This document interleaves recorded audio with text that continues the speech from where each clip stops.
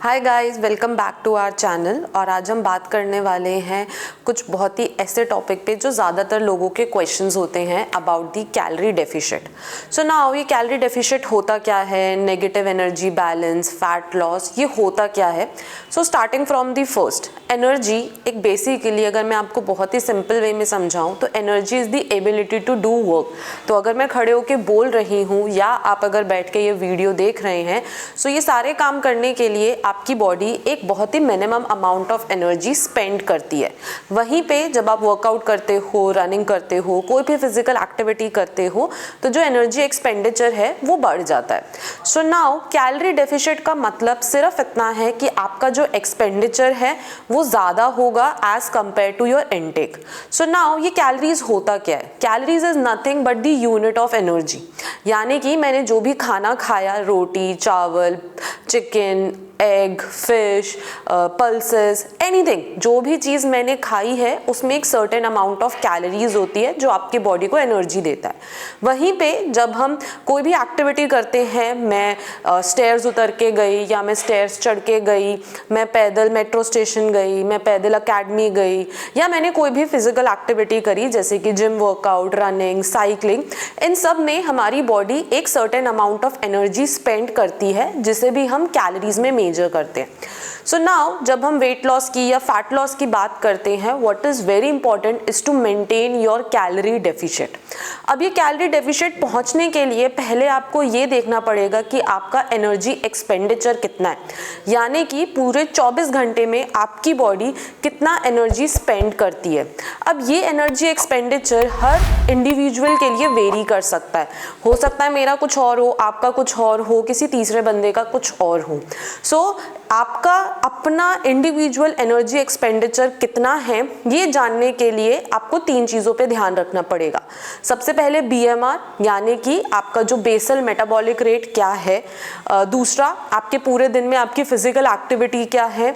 तीसरा, thermic effect of food, यानी कि जो खाना आप खाते हो उसको डाइजेस्ट करने के लिए, एब्जॉर्ब करने के लिए आपकी बॉडी कितना एनर्जी स्पेंड करती है।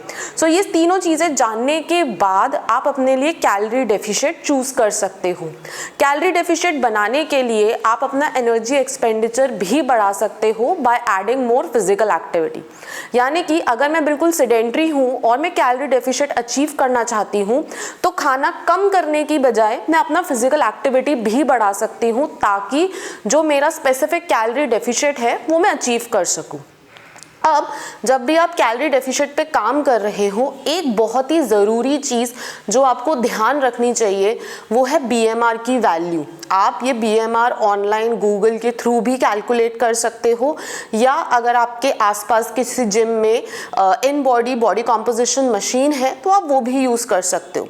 बीएमआर वो एक बेसिक वैल्यू है जो आपकी बॉडी स्पेंड करती है।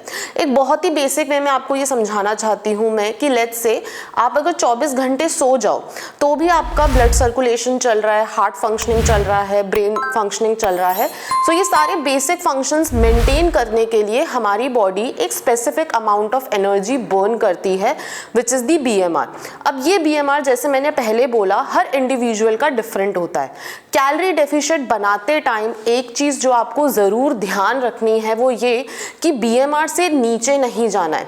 सो फॉर एन एग्जांपल, अगर मेरा बीएमआर लेट्स से 1500 कैलोरीज है तो मैं अपना डाइट प्लान करते हुए या अपने लिए कैलोरी डेफिशिएट को बनाते टाइम ये जरूर ध्यान रखूंगी कि 1500 से नीचे नहीं जाना है।